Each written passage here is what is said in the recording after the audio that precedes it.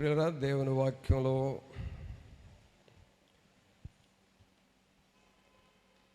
విలాప వాక్యములు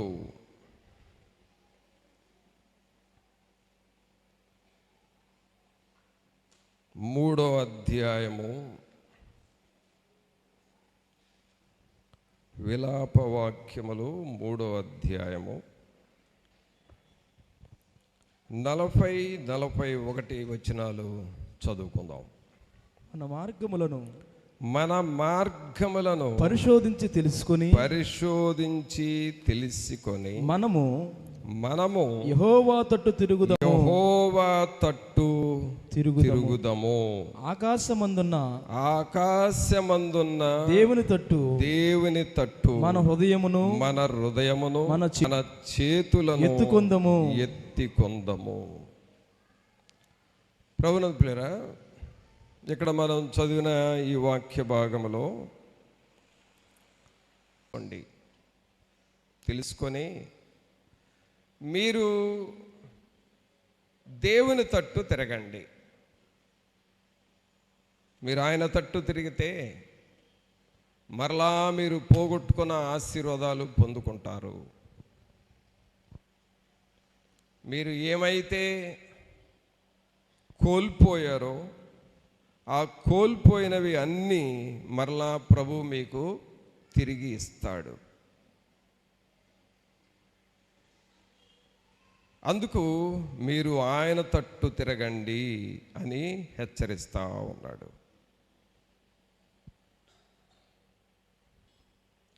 దేవుని తట్టు తిరగటం అనేది మనకు చాలా అవసరం. ప్రతి మనిషికి అవసరం, ప్రతి కుటుంబానికి అవసరం. ప్రతి వ్యక్తి దేవుని తట్టు తిరగాలి, ఆయన వైపు మనము చూడాలి. ఎందుకు ఆయన తట్టు తిరగాలి అని అనంటే, మనము ప్రతిఫలము పొందాలి అనంటే దేవుని వైపు తిరగాలి అని విన్నాము. అలాగే అభివృద్ధి పొందాలి అనంటే దేవుని తట్టు తిరగాలి అని విన్నాము.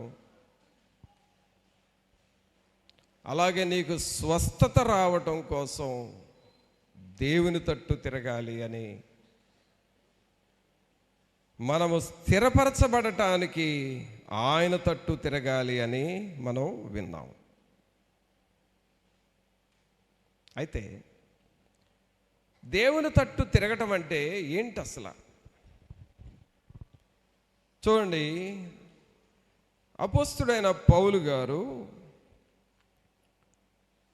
ఒక మాట రాస్తాడు. అపోస్తుల కార్యములు 3వ అధ్యాయము,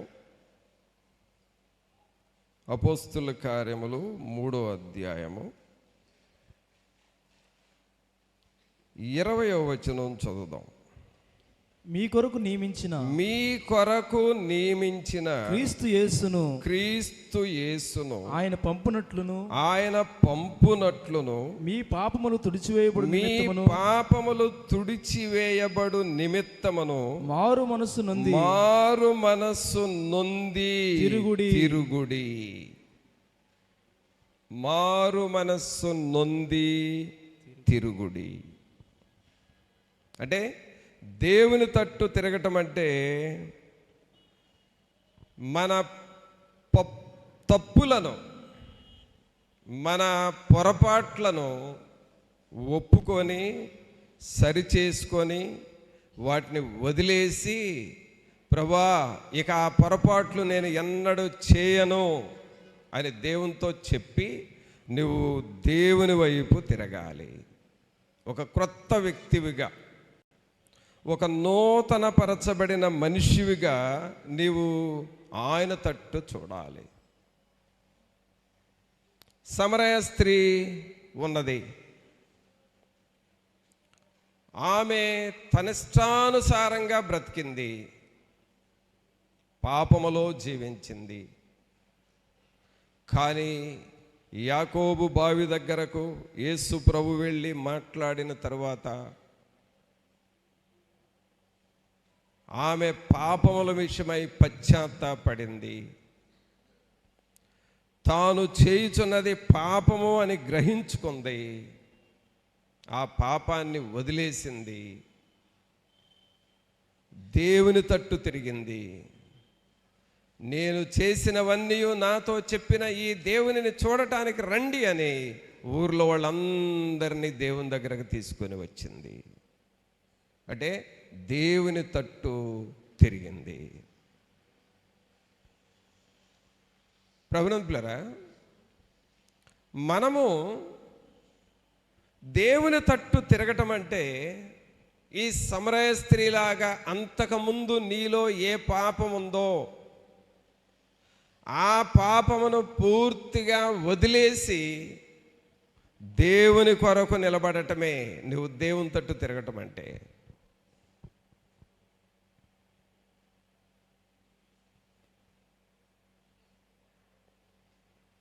మారు మనసు పొందకముందు నువ్వు ఏం చేసావో వాటిని వదిలేసి ఇక వాటి వైపు చూడకుండా ఉండటమే దేవుని తట్టు తిరగటం అనగా.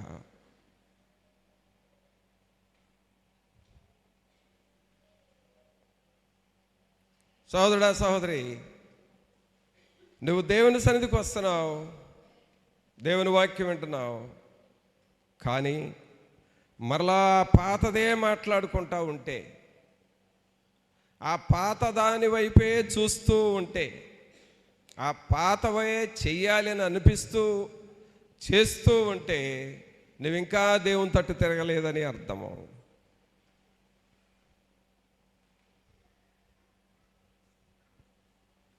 అందుకనే అభివృద్ధి రావాలి అని అన్నా, ప్రతిఫలం రావాలి అని అన్నా, స్వస్థత రావాలి అని అన్నా, జయము రావాలి అని అన్నా, నీవు పూర్తిగా దేవుని వైపు తిరగకపోతే అవి రాకుండా అలాగే ఉండిపోతాయి. జయము రాదు.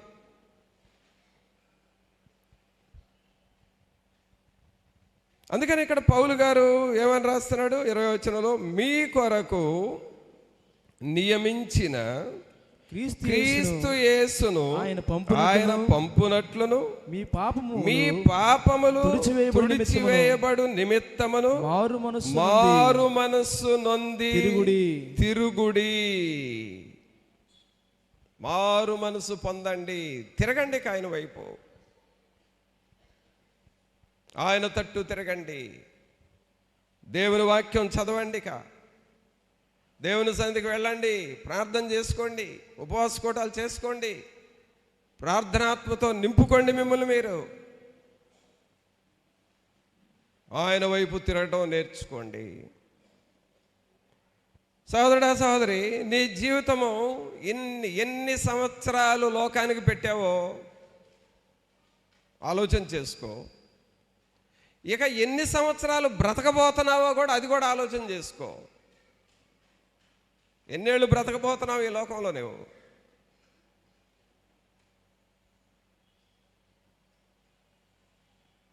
ఈ జీవితం అన్నా దేవునికి ఇద్దాము అనే మనస్సు నీకు పరలోకం ఎలా వస్తుంది నీకు?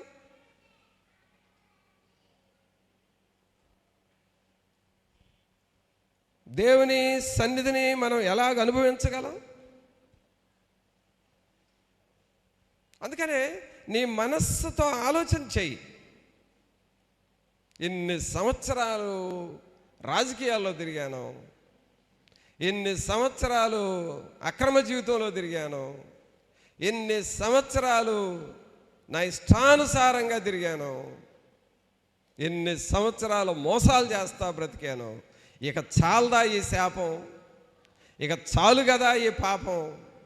ఇప్పుడైనా దేవుని తట్టు తిరుగుతాననే మనస్సు నీకు రావాలి. ఆ మనస్సు నీకు రావాలి. ఆ మనస్సు వచ్చినప్పుడే నీకు ఆశీర్వాదం స్టార్ట్ అవుతుంది. ఆ మనస్సు వస్తేనే నీవు నెమ్మదిగా బ్రతకటం స్టార్ట్ అవుతుంది.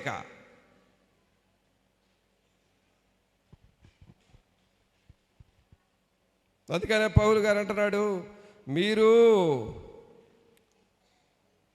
మారు మనసు పొంది తిరగండిక. సోదరుడా, రకరకాల స్నేహాలు, యవనస్తులారా, రకరకాల పాపాలు,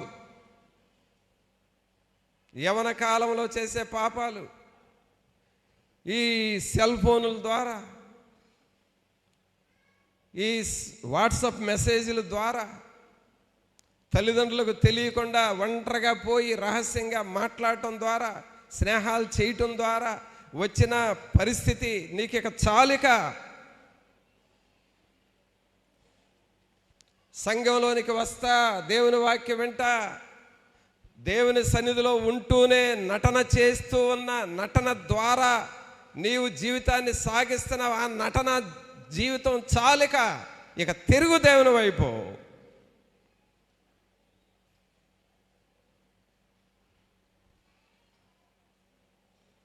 నటన జీవితం ద్వారా ఏమీ ప్రయోజనం లేదు. టెంపరీగా నువ్వేదో దొరకలేదులే, తప్పుకున్నానులే అనుకుంటావు, కానీ నీవు ఏమీ సాధించలేవు. ప్రతిదానికి ఒక సమయం ఉంది. ఆ సమయంలో నీ పాపము నిన్ను పట్టుకుంటుంది, మనుషులకు పట్టిస్తుంది. అప్పుడు నీ పరువు పోతుంది. కొన్ని సమయాల్లో చస్తే బాగుండని అనిపిస్తుంది నీకు. అందుకనే ఆ స్థితికి, ఆ దుస్థితికి వెళ్ళకముందే దేవుని వైపు తిరగటం మనం నేర్చుకోవాలి. దేవుని వైపు తిరగాలి. యిర్మీయా ప్రవక్త అంటున్నాడు, మీరు ఆయన వైపు తిరగండి, ఆయన వైపు తిరగండి. చూడండి, ఇంకా ఆయన వైపు తిరగటం అంటే,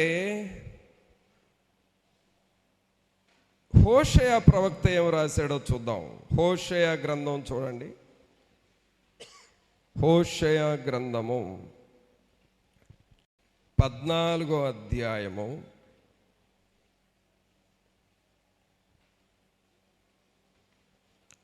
14వ అధ్యాయము 4వ వచనం చూడండి. వారు విశ్వాసఘాతకులు కాకుండా నేను వారిని గుణపరచుదును, వారి మీదనున్న నా కోపము చల్లారెను, మనస్ఫూర్తిగా వారిని స్నేహితును. వాళ్ళు ఎలా కాకుండా ఉండాలని కోరుకుంటున్నాడంటే, వారు విశ్వాసఘాతకులు కాకుండా ఉండాలి. ఎలా ఉండాలండి మనం? విశ్వాసఘాతకులు.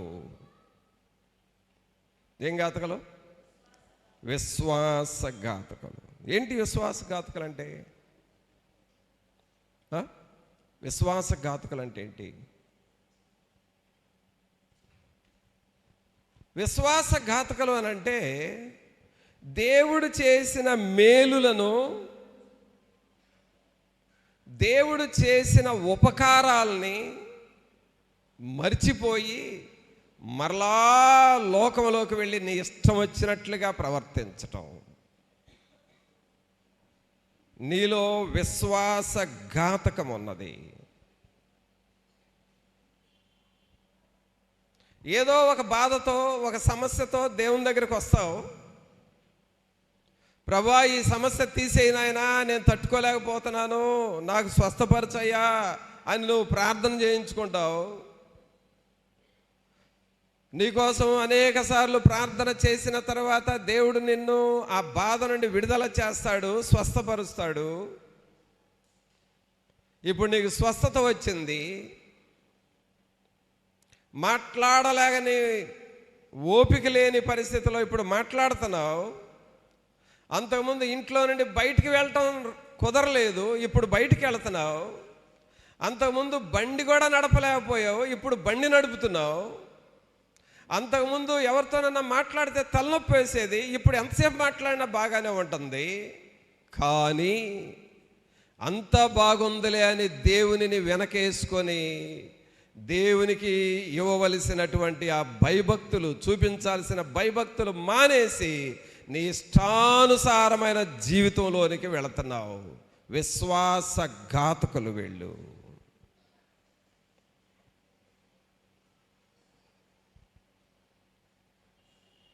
సోదరుడా సోదరి, మళ్ళీ నిన్ను దేవుడు నిన్ను మళ్ళీ ఎట్లా పట్టుకోవాలో తెలీదా దేవునికి? నువ్వు అంత గొప్పోడువా, అంత గొప్పదానువా నువ్వు? దేవుడు నిన్ను ఎప్పుడు పట్టుకోవాలో, మళ్ళీ ఎలా పట్టుకోవాలో, మళ్ళీ నిన్ను పట్టుకొని ఎక్కడ వంచాలో చేత కదా ఆయనకి?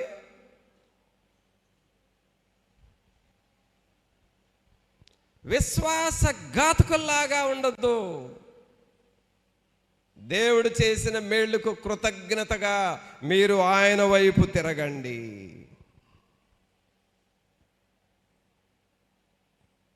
దయ్యాల చేత పీడింపబడుతున్నప్పుడు నీవేమనుకున్నావు? ఈ దయ్యాల నుండి నాకు ఎప్పుడు విడుదల వస్తుంది, ఈ బాధ, ఈ చెర నాకు ఎప్పుడు విడుదల వస్తుంది, నేను ఎప్పుడు బ్రతుకుతాను నెమ్మదిగా, చచ్చిపోతానేమో అనుకున్న రోజులు నువ్వు గుర్తు చేసుకుంటే మరి దేవుడు నీకు ఎంత విడుదలిచ్చాడు, ఎంతగా ప్రభు నిన్ను కాపాడాడు. అవన్నీ మర్చిపోయి మరలా ఇప్పుడు దేవునికి వ్యతిరేకమైన ఆలోచనలు చేసుకుంటా బ్రతుకుతున్నావా? విశ్వాసఘాతకం ఉంది మనలో.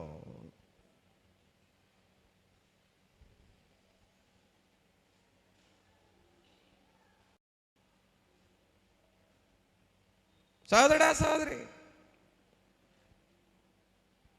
నీవు ఎలా బ్రతకాలో చేతగాని రోజుల్లో దేవుని సన్నిధిలోనికి వచ్చిన తర్వాత ఒక్కొక్కటి ప్రభు నిన్ను దీవించి కొంచెం నీ స్థాయిని, నీ స్థితిని మార్చి కొంచెం పెంచిన తరువాత మరలా మర్చిపోయి దేవుని వదిలిపెట్టి వెళ్ళే ఆ దేవునికి ఎడల కృతజ్ఞత లేకుండా ఉండే మనస్సు నీకు వస్తుంది అనంటే విశ్వాసఘాతకము నీలో ఉన్నది.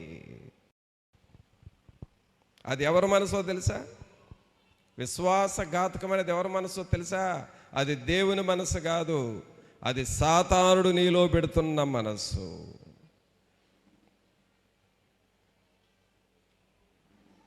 నీలో సాతానుడు పెడుతున్న మనసు అది. ఎందుకో తెలుసా?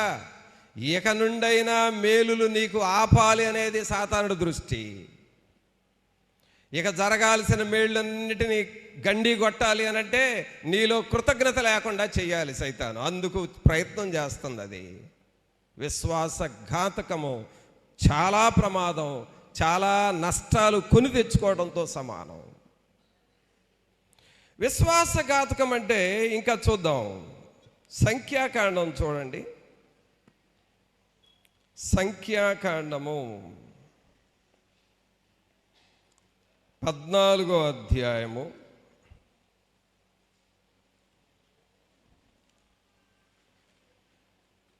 14వ అధ్యాయము 43వ వచనం చదువుదాం.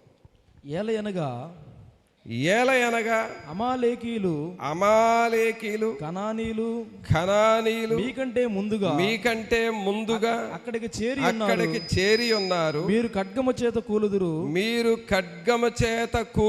మీరు యెహోవాను అనుసరించుట మానితిరి గనుక ఇక యెహోవా మీకు తోడై ఉండడని చెప్పాను. అయితే వారు మూర్ఖించి ఆ కొండ కొనకెక్కిపోయిరి.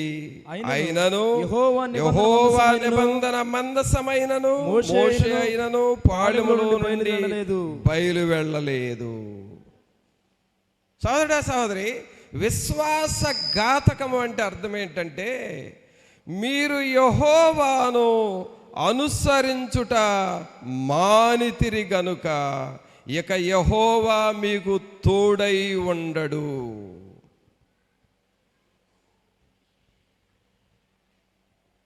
అంటే దేవుని అనుసరించటం మానేస్తున్నారు.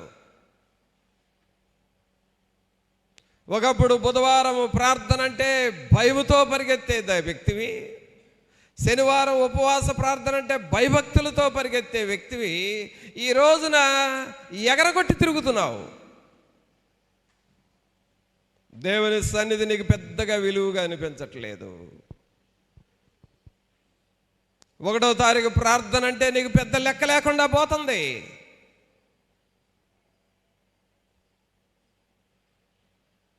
ఇరవై 24 గంటల ప్రార్థన చేయాలి అని అంటే నీకు లెక్క లేకుండా పోతా ఉంది. ఏముందిలేని అనుకుంటున్నావు. యెహోవాను అనుసరించుట మానితిరి. సోదరుడా, సోదరి, నువ్వేదో చేయాలనుకుంటున్నావు, దాని వెంటబడి వెళుతున్నావు. దేవుడేమో నా వైపు చూడు అంటున్నాడు, ఇది మానేస్తున్నావు. దేవుని వైపు చూడటం మానేసి నువ్వు అనుకున్నది చేయటానికి పరిగెత్తి వెళుతున్నావంటే అదే విశ్వాసఘాతకము. దాని వలన నష్టము వస్తుంది నీకు.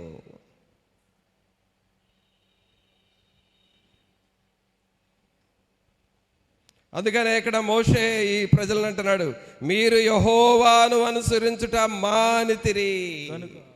బైబిల్ చదవటం మానేస్తున్నావు, పాటలు పాడటం మానేస్తున్నావు. దేవుని ఆరాధనకు వచ్చినా కూడా ఆరాధన పాటలు పాడి ఆయన స్తుతించే టైం తప్పించి వస్తున్నావు.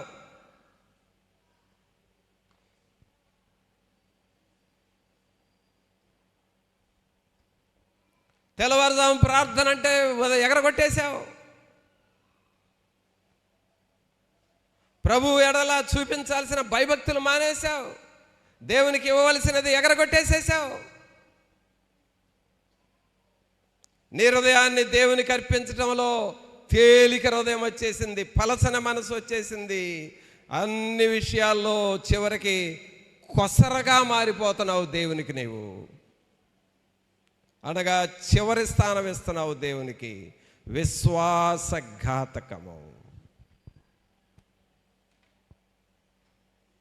దీనివలన ఏమవుతుంది అంటే దేవుని ఆశీర్వాదాలు నీకు తగ్గిపోతా ఉన్నాయి.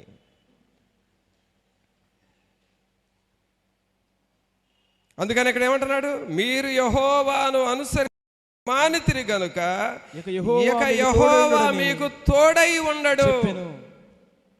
అర్థమైందండి?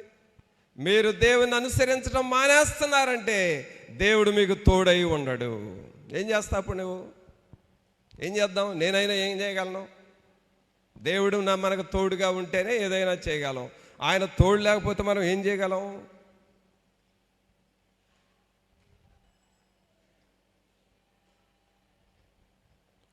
కావున ప్రభువునందు పిల్లరా, ఈ ప్రజలు ఇలాగూ చేసినందువలన దేవుడు వారితో లేకుండా పోయాడు.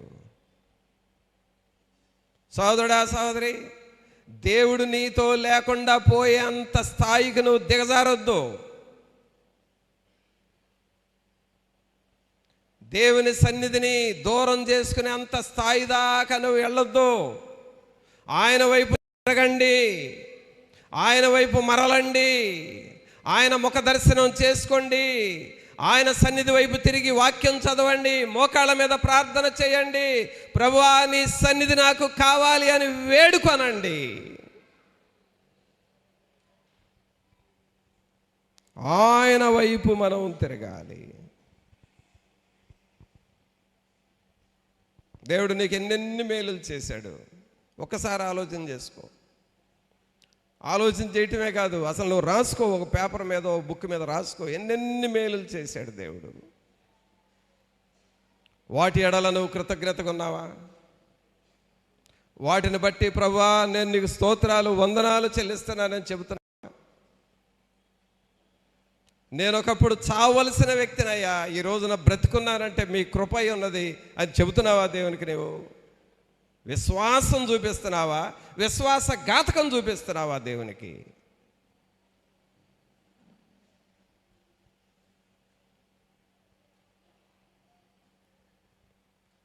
ఇశ్రాయేలుతో యిర్మీయా అంటున్నాడు, మీరు ఆయన తట్టు తిరగండి, మీ హృదయాలను మీ చేతులను ఆయన వైపుకు త్రిప్పుకొనండి.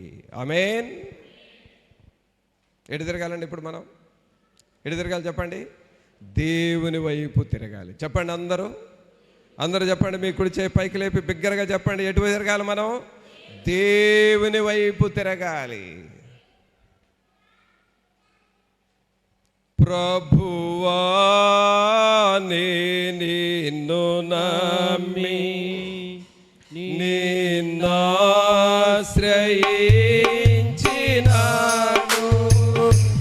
నరులేమి చేయగలరు, భయమేమీ లేదు నాకు, నరులేమి చేయగలరు, భయమేమీ లేదు నాకు, ప్రభువా నే నిన్ను నమ్మి. నీవు ఆయనను నమ్ముకోవాలి, ఆయన వైపు తిరగాలి, ఆయన వైపు చూడాలి.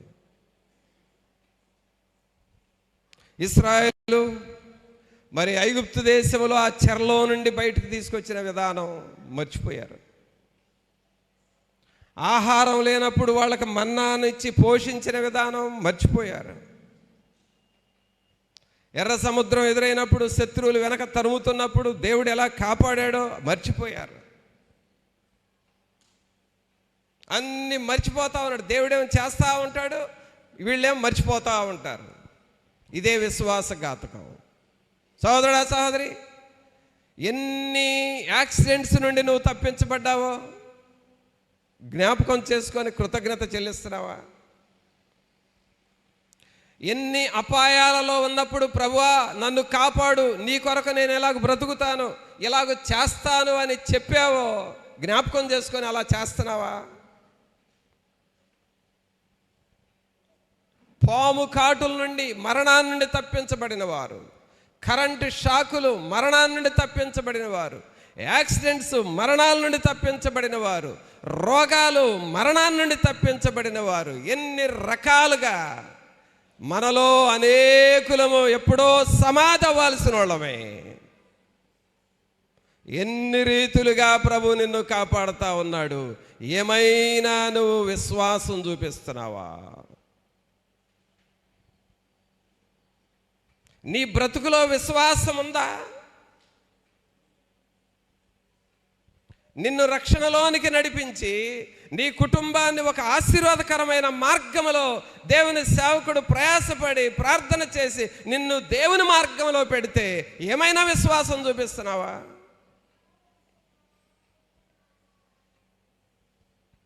అందుకనే ఇక్కడ వాక్యం చెబుతా ఉంది, మీరు యెహోవాను అనుసరించుట మానితిరి.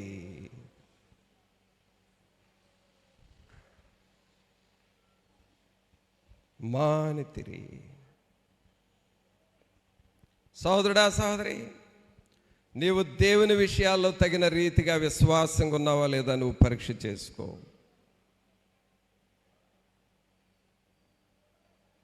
దేవుడు నాకు ఎన్ని మేలులు చేసినా నేను మర్చిపోతా ఉంటాను, మర్చిపోవడం నా నైజం అన్నట్టుగా బ్రతికేవంటే ఫైనల్గా నీ యొక్క పరిస్థితి దేవునికి వ్యతిరేకమైన పరిస్థితులు వస్తాయి. కృతజ్ఞతా మనస్సు నీలో ఉండాలి. కృతజ్ఞత మనస్సు నీలో ఉండాలి. కృతజ్ఞత బుద్ధి నీలో ఉండాలి.